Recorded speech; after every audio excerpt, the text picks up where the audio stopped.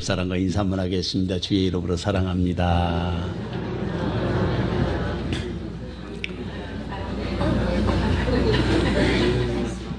한 번 더 하겠습니다. 주의 이름으로 축복합니다.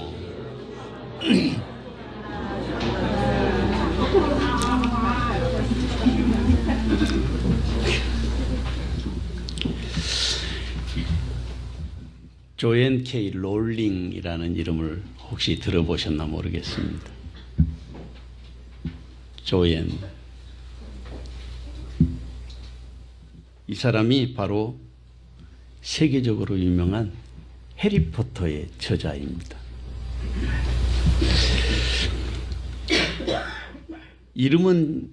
작가 이름은 잘 몰라도 해리포터 그러면 모르는 사람이 없을 만큼 전 세계적으로 잘 알려져 있는 그런 대단한 작가이죠. 그래서 그 소설을 영화도 만들고 또 소설로도 쓰고 일약 스타덤에 오른 그런 사람입니다. 조앤 K. 롤링은 1965년에 영국의 작은 마을에서 태어났는데 엑세터 대학 불문과를 졸업해서 런던의 작은 회사에 취직을 했는데 일을 잘 못해가지고 쫓겨났어요. 그러니까 조직 생활을 잘 못하는 거예요.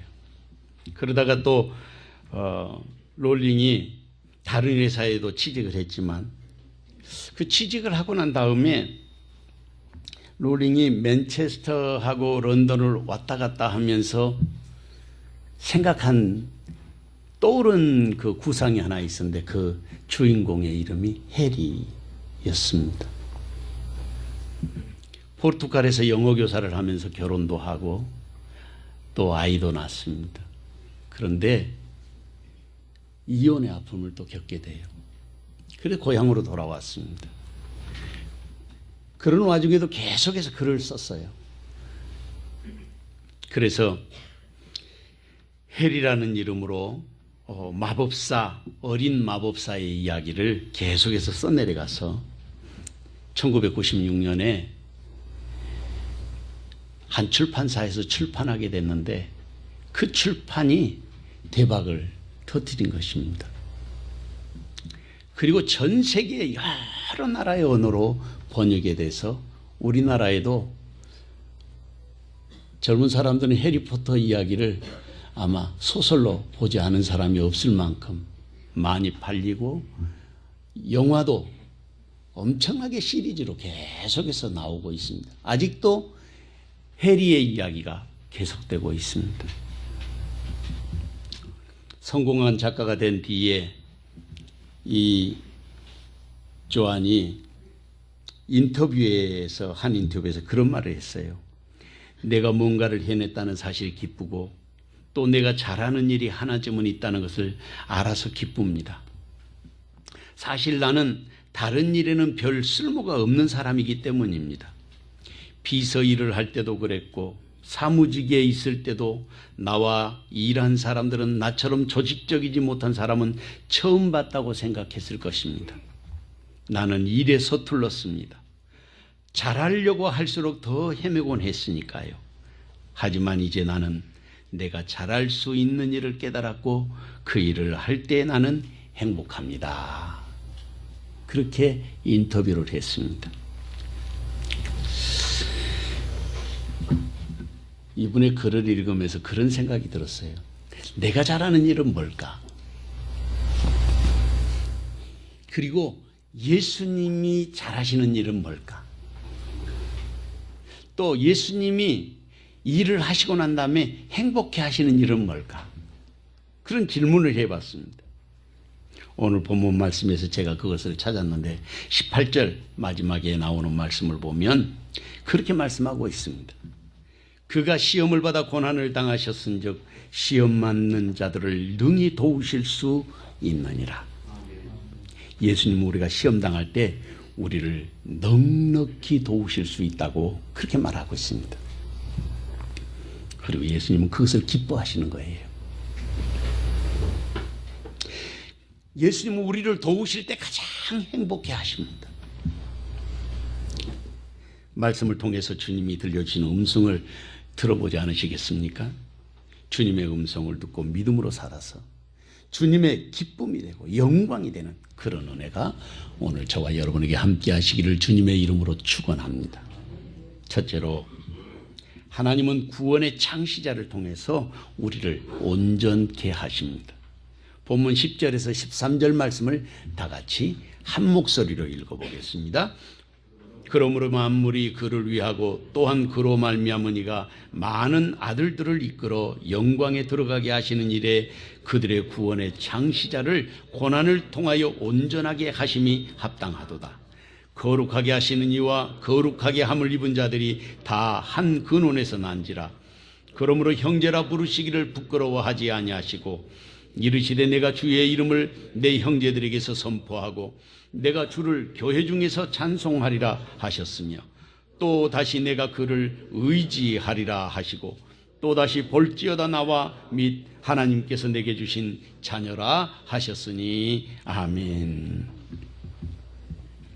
본문의 말씀을 이해하기 위해서는 공동번역 성경을 읽어보면 조금 더 쉽게 잘 번역이 되어 있습니다. 본문 10절을 보면 공동번역에서는 그렇게 번역하고 있습니다. 하나님은 만물을 창조하신 분이시고 만물은 그분을 위해서 있습니다. 그러므로 하나님께서 당신의 많은 자녀들이 영광에 참여할 수 있도록 그들의 구원의 창시자로 하여금 고난을 겪게 해서 완전하게 하신다는 것은 당연한 일이었습니다. 그렇게 번역하고 있어요. 다시 본문으로 돌아가서 보면 그러므로 만물이 그를 위하고 또한 그로 말미암으니가 많은 아들들을 이끌어 영광에 들어가게 하시는 일에 그들의 구원의 창시자를 고난을 통하여 온전하게 하심이 합당하도다. 이 말씀 좀 더 쉽게 설명하면 하나님은 만물을 창조하셨고 그 모든 만물은 하나님의 영광을 위해서 창조되었다는 것입니다. 그리고 하나님은 많은 자녀들을 영광에 참여할 수 있도록 그들의 구원의 창시자로 하여금 고난을 당하게 하셔서 완전하게 하신다고 지금 말씀하고 있습니다. 이 말을 조금 더 쉽게 풀이하면 예수님이 바로 우리를 구원하시는 창시자가 됐다는 거예요. 구원을 창조하시는 창시자. 그러니까 예수님을 통해서 구원의 역사가 새롭게 열려지게 되었다 하는 것을 말하고 있습니다. 그리고 구원을 이루기 위해서, 우리가 구원받게 하기 위해서는 예수님이 우리와 같이 육신을 입으시고 십자가에 달려 돌아가셔서 우리의 구원을 이루셔야만 했다고 하는 것을 오늘 본문에서 말씀하고 있습니다. 그 구원을 완전하게 하는 일은 하나님의 영광에 참여할 수 있도록 우리를 초대하신 것이라는 거죠. 요한복음 6장 27절에서 29절 말씀에 보면 썩을 양식을 위하여 일하지 말고 영생하도록 있는 양식을 위하여 하라. 이 양식은 인자가 너희에게 주리니 인자는 아버지 하나님께서 인치신 자니라. 그들이 묻되 우리가 어떻게 하여야 하나님의 일을 하오리까? 예수께서 대답하여 이르시되 하나님께서 보내신 이를 믿는 것이 하나님의 일이니라. 그렇게 말했습니다. 그렇습니다. 인자는 아버지 하나님께서 인치신 분이십니다. 인쳤다는 말은 도장을 찍었다는 말인데 인정을 받았다는 뜻이에요. 그리고 그분을 믿는 믿음으로 우리는 영원한 하나님의 영광에 참여하게 되는 것입니다. 사실은 하나님의 영광에 참여한다는 말이 우리에게 있어서는 굉장히 피상적으로 들릴 수가 있는데 우리의 영이 그것을 알게 되면 그 감격을 우리는 말로 다 설명할 수 없는 엄청난 은혜 속에 들어가게 될 것입니다. 그리고 11절 말씀을 보면 이 말씀 역시 이해하기가 쉽지 않은데 거룩하게 하시니와 거룩하게 함을 입은 자들이 다 한 근원에서 난지라. 그러므로 형제라 부르시기를 부끄러워하지 아니하시고. 이 말씀을 좀 더 다시 쉽게 설명하면 예수님이 거룩하게 하시는 분인데 예수님께서 우리를 거룩하게 만들어 주셨다는 거예요. 그래서 예수님도 거룩한데 우리도 거룩하게 되었다는 거예요. 예수님을 믿는 믿음의 사람들이.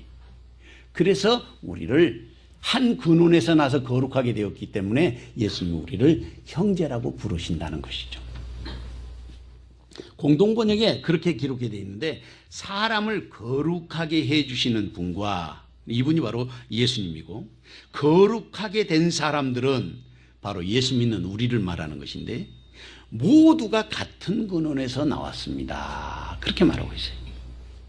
그래서 예수님께서는 거리낌이 없이 우리를 형제라고 부르신다는 거예요. 그러니까 예수님은 사람을 거룩하게 해주시는 분이고 거룩하게 된 우리는 예수님을 믿는 믿음의 사람들을 가르치는 것입니다.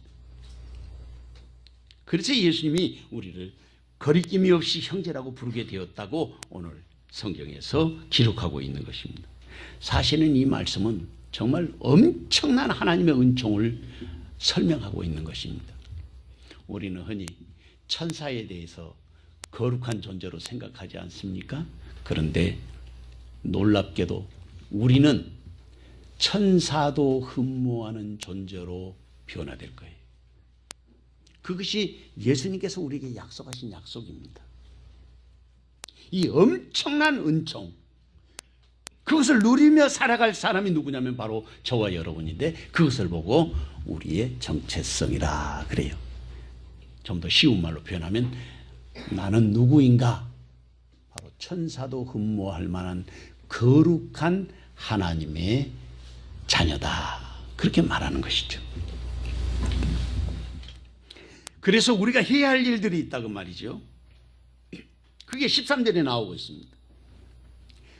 또다시 내가 그를 의지하리라 하시고 또 다시 볼지어다 나와 및 하나님께서 내게 주신 자녀라 하셨으니 왜 우리가 주님의 영광을 노래하고 찬송해야 되는지를 말씀해 주시는 것인데 이 엄청난 신비가 지금도 교회를 통해서 복음이 전해지고 복음이 전해진 그들이 복음을 받아들이고 나면 그들도 거룩하여지게 된다고 말이죠. 그러니까 하나님의 이 엄청난 지혜가 지금도 그 사랑하는 교회를 관통하고 하나님의 교회의 권속이 된 우리를 하나님처럼 우리를 거룩하게 만드신다고 말씀하고 있습니다. 나는 누구인가? 나는 어떤 존재인가? 그것을 성경은 지금 가르쳐주고 있는 것입니다. 미국의 월버 체프라고 하는 유명한 목사님이 계셨습니다. 그 교회에 성도 한 사람이 있었는데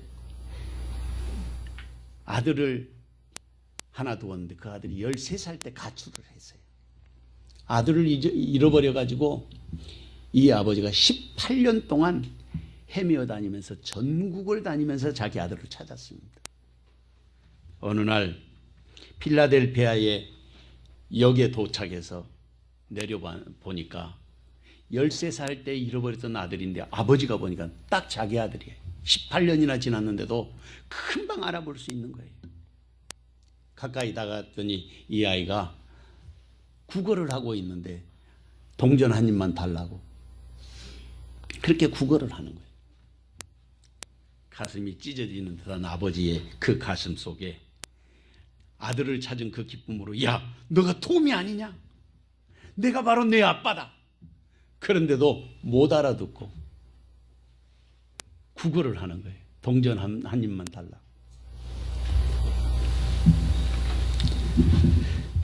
그때 그 아들을 덥석 껴안고는 이제는 동전 한 입이 중요한 것이 아니라 내 집도 너 것이고 나의 농정도 다 내 것이다. 너는 내 아들이기 때문이야. 내 생명조차도 내 것이다. 가자. 나의 모든 것이 내 것이다. 집으로 가자. 함께 가서 살자. 그렇게 이야기했다고 합니다. 예수님을 우리에게 보내신 하나님께서 바로 그 말씀을 하고 계시는 거예요. 하늘의 영광이 바로 저와 여러분의 것이라는 것입니다.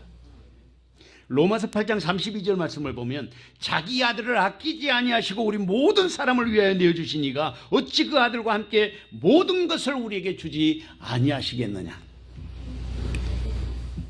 사랑하는 성도 여러분, 구원의 창시자가 되신 우리 주님 예수님께서 고난을 통하여 우리의 구원을 온전하게 하신 일은 하나님의 나라에 있어서 당연한 일이었습니다. 누가 하나님의 영광에 참여하는 사람이 되어야 하겠습니까? 누가 거룩하심을 입어야 하겠습니까? 누가 이 시대에 위대하신 예수님의 이름을 높이고 찬송하는 믿음의 삶을 살아야 하겠습니까? 그 자리에 주님은 지금 저와 여러분을 부르고 계시는 것입니다. 이 귀한 정의 시간 저와 여러분에게 함께 하시기를 주님의 이름으로 축원합니다. 둘째로, 예수님이 오신 목적은 마귀를 멸하시고 우리에게 자유를 주기 위함이었습니다. 본문 14절에서 16절 말씀을 다 같이 한 목소리로 읽어보겠습니다. 자녀들은 혈과 육에 속하였음에 그도 또한 같은 모양으로 혈과 육을 함께 지니심은 죽음을 통하여 죽음의 세력을 잡은 자 곧 마귀를 멸하시며 또 죽기를 무서워함으로 한평생 매여 종노릇하는 모든 자를 놓아주려 하심이니 이는 확실히 천사들을 붙들어 주려 하심이 아니요 오직 아브라함의 자손을 붙들어 주려 하심이라. 아멘. 자녀들은 혈과 육에 속하였다고 말씀하고 있습니다. 다시 말하면 육신을 가지고 사는 사람이라는 뜻입니다.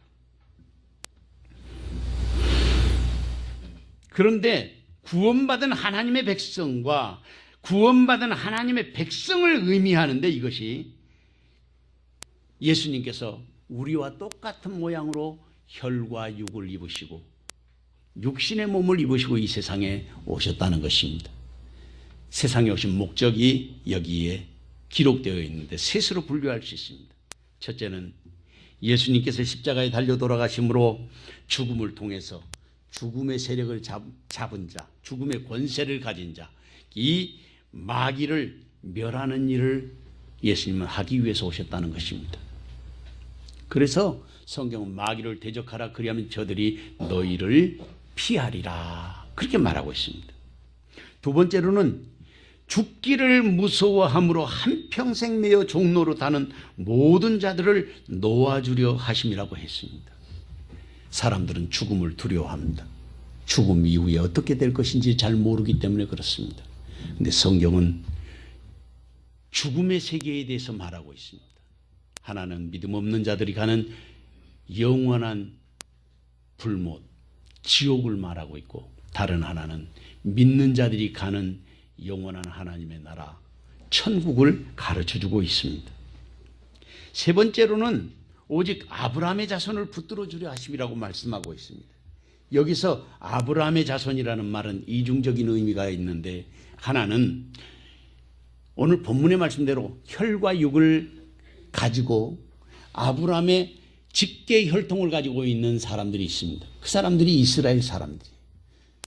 로마서 9장, 10장, 11장에 보면 그들이 반드시 돌아오게 할 것이라고 성경은 약속하고 있습니다. 아브라함의 자손들과 또 영적으로 믿음을 통해서 아브라함의 자손이 되는 사람들이 있습니다. 그들이 바로 저와 여러분인 것입니다. 이게 아브라함의 자손들을 돕는 자라는 말은 이것을 포괄적으로 해석해야 올바른 해석이라고 그렇게 말할 수 있을 것입니다. 여기서 핵심이 되는 것은 마귀의 일을 멸하고 죽음의 종로로 타는 사람들을 자유케 하기 위해서 예수님께서 오셨다는 것입니다. 그러니까 그리스도인들은 주님의 일에 참여하는 하나님의 자녀로 살아야 할 사명을 주신 것입니다. 마귀의 일을 멸하고 하나님의 자녀들을 붙들어주는 일을 교회가 하는 것입니다. 그리고 그것을 주의 백성들이 해야 할 일들이라고 말할 수 있습니다. 솔맨이라고 하는 화가가 있었습니다. 결혼한 지 얼마 지나지 않아서 중병에 걸렸습니다. 의사한테 진단을 받았는데 당신은 임파선 결핵을 앓고 있습니다. 앞으로 3개월밖에 살지 못할 것입니다. 그런 의사의 선고를 받았습니다. 그 부인도 유명한 가수로 임신 중이었어요. 아내에게도 미안했습니다. 앞으로 태어날 아이를 생각할 때도 죄스러웠습니다. 몹시 괴로워하고 있을 때 아내가 그렇게 이야기를 했습니다. 3개월밖에 못 산다고 생각하지 말고 하나님께서 3개월을 허락해 주셨다고 생각하면서 감사하며 삽시다. 아무도 원망하지 마세요. 3개월이 얼마입니까? 천금 같은 그 기간을 가장 아름답게 만듭시다. 그러면서 오로지 3개월이나 허락하신 하나님께 감사합시다. 그러면서 두 사람이 감사하면서 하루하루를 열심히 살아가기 시작했습니다. 3개월이 지났습니다. 그런데 병이 악화된 것이 아니라 도리어 병이 씻은 듯이 나았습니다. 그리고 그분이 그림을 그렸는데 유명한 그림을 그렸습니다. 예수님의 얼굴을 그렸는데 아주 강인한 인상의 예수님의 얼굴을 그려서 지금도 많은 나라에 이 솔맨이라고 하는 사람의 그림이 걸려 있다고 합니다. 예수님의 얼굴을 그린 솔맨, 그 인생을 통해서 예수님을 닮아가고 감사하는 삶을 살도록 돕는 아내처럼 오늘도 우리가 그렇게 돕는 자가 되어야 하지 않겠습니까? 나는 어떤 그림을 그리고 있는가? 예수님은 지금도 마귀를 멸하시고 죽음의 그림자를 제거하시고 아브라함의 자손들을 붙들어주기 위해서 세상에 오고 계시는데 우리도 주님을 닮아가는 그런 삶을 살아야 하지 않겠습니까? 디모데후서 1장 10절 말씀에 보면 이제는 우리 구주 그리스도 예수의 나타나심으로 말미암아 나타났으니 그는 사망을 패하시고 복음으로서 생명과 썩지 아니할 것을 드러내신지라 그렇게 말했습니다. 사랑하는 성도 여러분, 이제 우리는 예수님이 세상에 오신 목적이 무엇인지 알게 되었습니다. 첫째는 사탄을 멸하는 일입니다. 둘째는 사망 권세를 제거하는 일입니다. 셋째로는 아브라함의 자녀들을 보호하는 일이었습니다. 누가 이 사탄의 일을 멸하는 일에 참여하는 사람이 되어야 하겠습니까? 누가 사망의 권세를 제거하는 일에 동참해야 하겠습니까? 누가 아브라함의 자손을 보호하는 사람이 되어야 하겠습니까? 그 자리에 주님은 지금 저와 여러분이 서 있기를 원하시는 것입니다. 이 귀한 종이 시간 저와 여러분에게 함께 하시기를 주님의 이름으로 축원합니다. 셋째로 예수님은 신실한 우리의 대제사장이 되십니다. 본문 17절 18절 말씀을 다 같이 한 목소리로 읽어보겠습니다. 그러므로 그가 범사의 형제들과 같이 되심이 마땅하도다. 이는 하나님의 일에 자비하고 신실한 대제사장이 되어 백성의 죄를 속량하려 하심이라. 그가 시험을 받아 고난을 당하셨은즉 시험 받는 자들을 능히 도우실 수 있느니라. 아멘. 예수님이 우리와 같이 된 것은 마땅한 일이라고 그렇게 말하고 있습니다. 왜냐하면 하나님의 일에 자비하시고 신실하신 대제사장이 되시기 때문이라는 것입니다. 그리고 대제사장이 되신 목적은 죄를 속량하기 위해서라고 했습니다. 그러니까 예수님이 우리와 같이 되신 목적은 우리 죄를 속량하기 위해서라는 거예요. 속량한다는 말은 대가를 치르고 산다 그런 뜻이에요. 그러니까 예수님이 십자가에 달려 돌아가셔서 그 십자가에 달려 돌아가신 예수님을 믿는 믿음으로 우리는 영원한 나라의 약속을 받은 자가 된 것입니다. 여기에서 죄를 속량하신 이유를 설명하고 있는데 자비하심과 신실하심 때문이라고 말을 하고 있습니다.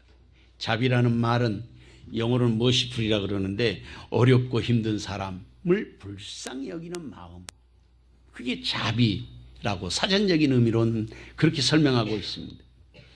그런데 신약 성경에 나와 있는 이 엘레몬이라고 하는 이 단어는 딱 2번밖에 사용하지 않았습니다. 그러니까 이 말씀에서 자비라고 쓴 이 엘레몬이라는 단어는 예수님이 대제사장으로서 절대적이고 초월적인 사랑을 실천하셨다고 하는 것을 설명하고 있는 것입니다. 그리고 이번 개정 성경에서는 신실한 대제사장이라고 말씀을 번역해놨는데 개역 성경에서는 충성된 대제사장이라고 그렇게 말하고 있습니다. 충성이라는 뜻이 뭔지 아십니까? 영어로는 이 충성이라는 단어를 되게 페이스풀리스라고 그렇게 번역을 하는데, 페이스풀. 그런데 이 충성이라는 말의 뜻은 마치 100m 달리기나 400m 달리기나 마라톤을 하게 되면 목표를 향해서 달려갈, 그 목표 지점까지 쉬지 않고 달리는 것을 말하는 것입니다. 100m 달리기 하면서 옆에 사람하고 이야기하는 거 보셨어요? 아니, 마라톤을 하면서 자기 멋대로 자기 하고 싶은 일을 하고 사는 사람 보셨습니까? 목표 지점에 이르기까지 전력 투구를 하는 것이죠. 상황이나 여건이나 자기의 모든 지식도 의지하는 것이 아니에요. 목표를 향해서 달려가는 것입니다. 그게 충성이에요. 히브리 말로는 이것을 아만이라고 그러는데, 오늘 본문 성경을 헬라어로는 피스토스로 번역해 놨습니다. 예수님께서 우리와 같은 사람이 되셔서 대제사장이 되신 것은 우리 죄를 담당하시고 우리를 위하여 우리 죄를 속량하기 위함이었습니다. 예수님이 우리를 위해서 대제사장 되신 것은 우리를 사망 권세에서 건져내기 위해 하신 것입니다. 예수님께서 대제사장이 되신 것은 사탄을 멸하기 위해서 오신 것입니다. 여기서 우리 죄를 속량한다는 말은 예수님께서 나를 대신해서 십자가에서 값을 치르셨다고 하는 뜻입니다. 예수님이 십자가에 달려 돌아가셨을 때에 밑에 군병이 창으로 옆구리를 찔렀다고 했습니다. 저는 그냥 단순히 옆구리만 찌르면 물과 피가 쏟아지는 줄 알았습니다. 그런데 외과 의사들이 이야기하는데 그냥 옆구리 찔러가지고는 물도 안 나온대요. 어디를 찔러야 물이 나오냐면 심장을 찔러야 물이 나온다고 합니다. 로마 군병은 옆구리를 찌르면서 심장까지 찌른 거예요.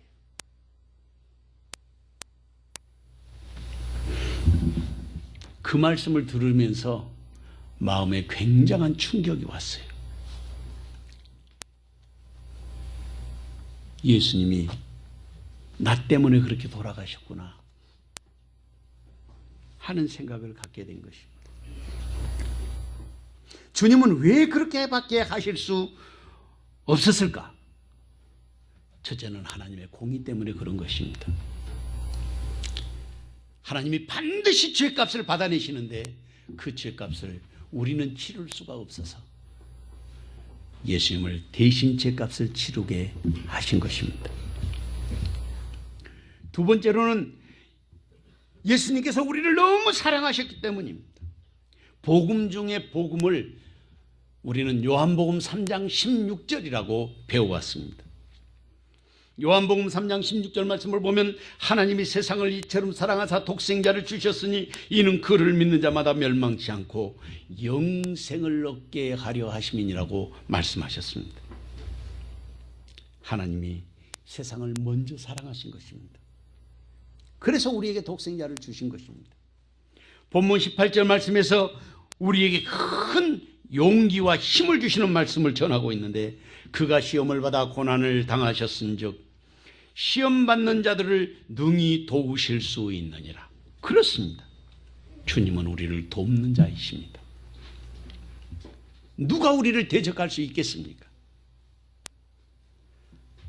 학교에 갔다 돌아온 아이가 대문을 열고 들어서면서 엄마 밥 줘!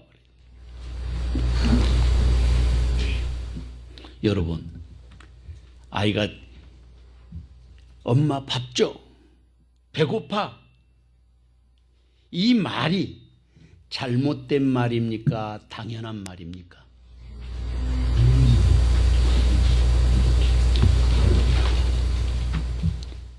왜 엄마에게 밥 달라 그러는 거예요?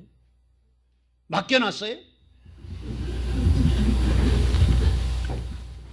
엄마이기 때문에 그런 것입니다. 엄마와 아이 사이는 바로 그런 사이. 하나님과 우리 사이도 바로 그런 사이입니다. 우리의 기도의 제목을 하나님 앞에 아뢰고 우리가 하나님 앞에 우리의 구할 것을 구하는 것은 당연한 것입니다. 그것이 자녀된 특권이에요. 아무 집이나 들어가 가지고 문 열고 밥 달라고 그러면 주겠어요? 온 세상을 말씀으로 창조하신 하나님이 바로 우리의 아버지이십니다. 하나님은 모든 것의 모든 것 되시는 하나님이시기에 우리가 주님 앞에 기도하고 간구하는 모든 것도 하나님께서 들어주시는 것입니다. 그래서 보면 18절 말씀에서 우리에게 약속하신 그것은 큰 감동으로 다가올 수밖에 없는 것입니다. 그가 시험을 받아 고난을 당하셨은즉 시험 받는 자들을 능히 도우실 수 있느니라. 히브리서 4장 16절 말씀에 보면 그러므로 우리가 긍휼하심을 받고 때를 따라 돕는 은혜를 얻기 위하여 은혜의 보좌 앞에 담대히 나아갈 것이니라. 은혜의 보좌 앞에 나아갈 것이니라. 늘 하나님을 만나기 위하여 우리가 열심을 다해야 할 것을 말하고 있습니다. 하나님이 우리의 모든 것을 다 하셔요. 그런데 기도하라 그랬어요. 구하라, 찾으리라, 찾아. 우리가 계속해서 찾아야 되는 것입니다. 하나님이 다 하시면서도 기도할 것을 요청하고 있어요. 그냥 주시지 않는다는 말이죠. 사랑하는 성도 여러분, 우리에게 필요한 것이 무엇입니까? 나는 지금 무엇을 주님 앞에 구하는 사람이 되어야겠습니까? 대제사장이 되시는 우리 주님의 자비를 구해야 할 사람이 누구입니까? 누가 죄의 속량함을 받아서 주님의 그 영광에 참여하는 사람이 되어야겠습니까? 주님은 그 자리에 지금 저와 여러분이 서 있기를 원하시는 것입니다. 이 귀한 정의 시간 저와 여러분에게 함께 하시기를 주님의 이름으로 축원합니다. 사랑하는 주님, 주님의 은혜와 사랑을 감사합니다. 아버지께서 주신 은혜와 사랑으로 온전하게 하시고 우리로 하여금 눈물로 기도하며 주의 보좌 앞으로 나아오게 하여 주셨사오니 오늘도 무릎을 연하여 엎드려 간구하고 기도하는 참된 은혜와 사랑이 우리 가운데 가득하게 하옵소서. 예수님의 이름으로 기도하옵나이다. 아멘.